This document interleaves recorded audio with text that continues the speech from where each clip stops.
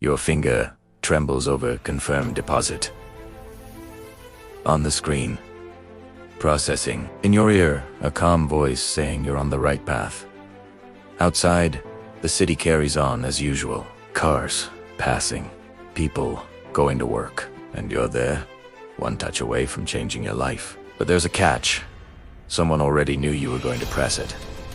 They knew the time. They knew the amount. They even knew the kind of dream you carry. And when the confirmation appears, the relief feels like a sip of water in the desert. Because, for a few minutes, everything seems perfect. Until a message pops up in the group. Congratulations! You've joined the right cycle. And dozens of emojis explode like fireworks. You think you've finally found the system's secret loophole. Something only the smart ones know. Something no one will tell you about at work. But this kind of opportunity has a characteristic. It loves silence. The fewer questions, the better it works. Before I tell you how thousands of people lost everything, do this. Subscribe to the Time Weaver and comment below. What city are you watching from? I read and replied because this story has crossed too many places. Now, come back with me, because the fraud of the century didn't start with a scam. It started with an invitation that felt like kindness. The name was beautiful. Almost poetique. Aurora Vault. A vault of opportunities. The website said. Clean layout. Displayed certificates. Words that sounded professional.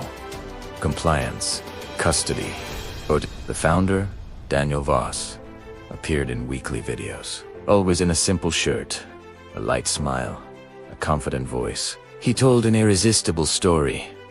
I came from the bottom. I went broke. Primera lea, Erined. I came back stronger. The product was simple enough for anyone to understand. That was the trick. Deposit and earn daily returns. And there was a detail that disarmed suspicion. You could withdraw whenever you wanted, at least in the beginning. The first ones withdrew. They posted screenshots. They recorded emotional videos. Social proof did the rest. The main group had rules: no negativity, no rumors, no repeated questions. Anyone who questioned too much was called toxic. Anyone who insisted was removed to protect the community. And so, without police, without weapons, without direct threats, the cage was built with politeness and applause. The money poured in like a flood. From small deposits to amounts that seemed unreal for ordinary people. Aurora Vault. Launch levels. Bronze, silver, gold, diamond. Those who put in more access to better strategies. Daniel Voss started doing live streams with charts. He would point at lines and say, "Look how the algorithm protects you." Regional leaders emerged. Ordinary people became mentors. Commission for each new referral. The stories multiplied. I paid off my debts. I bought my car. I got my mom out of renting. And suddenly the quick withdrawal became a withdrawal within 24 hours. A small change. Almost nothing. Tenit, Bekame. Within 72 hours for security. And then the favorite word of every fraud appeared. Security. Those who complained received a canned response.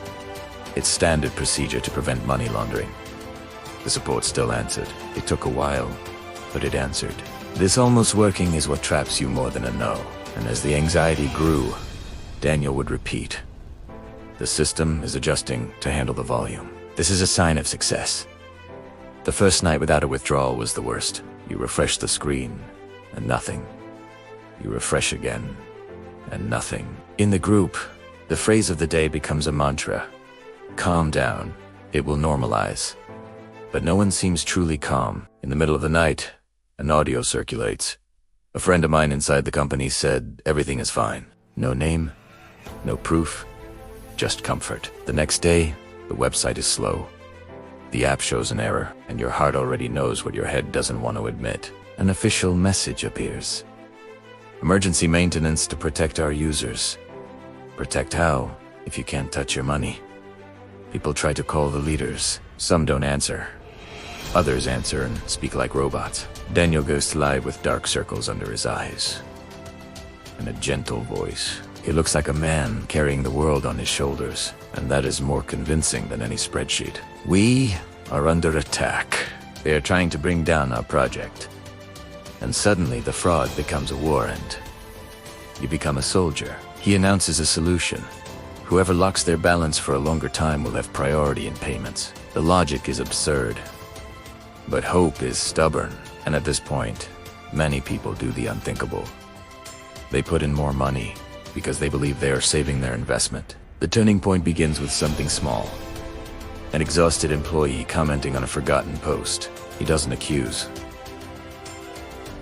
directly. He just says, "I can't stand lying anymore," and deletes it minutes later. But the internet doesn't forget.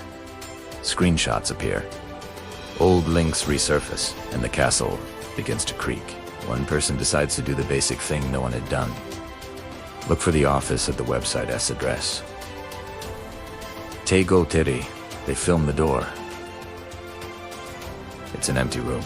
A generic sign. A receptionist who has never heard of it. The leaders say, "This is a setup," and they ask people to report the video. Then another detail emerges. The auditing certificates are from a company that doesn't exist, or exists only on paper. The fancy terms on the website start to sound like makeup, and what was once a method becomes smoke. Daniel Voss disappears for 48 hours, and when he returns, the live stream has less smiling and more veiled threats. Whoever spreads panic will be held legally responsible. And with that sentence, many people understand. It's not protection, it's control. Then the day comes when the app no longer opens. Not slow, not with an error, just nothing. The website goes down. The group locks comments. The support becomes complete silence. You try to access your balance dashboard. The password doesn't work. You change Italiano. No email arrives. The vault is now a hole, and inside the hole is what you called your future. People organize. They create parallel groups. They exchange names, receipts, audios, promises. A chilling detail appears. The specialist's messages were scripts, words repeated in different conversations with different people. As if the same hand had typed hope in bulk, as if empathy were just a template. An ex-leader disappears. Another appears crying, saying he was also deceived. But someone finds a statement, a transfer, a trace. The name Daniel Voss is not his real name. And when that sinks in, you feel your stomach turn inside out. Because in that moment, you realize it wasn't a business that went wrong. It was a stage, and you were both the audience and the ticket. Months later, people still wake up and check their phones out of reflex, as if a miracle were to arrive in the form of a notification. Some families break apart, not for lack of love, but for an excessive guilt. Friendships turn to ash because someone referred someone, and an invitation becomes a scar.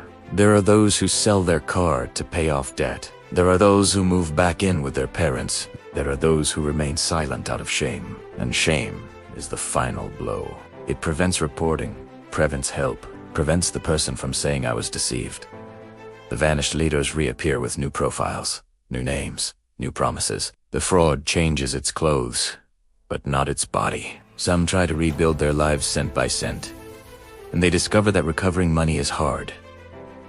Recovering trust is harder. The cruelest part is that, for a while, Aurora Volt worked. It paid. It smiled. It applauded. And that was the perfect bait. Because the fraud of the century doesn't just steal your balance. It steals the feeling that you can believe in something. And now, tell me, at what point would you have become suspicious? At the first delayed withdrawal? Or at the first compliment that seemed too much like care?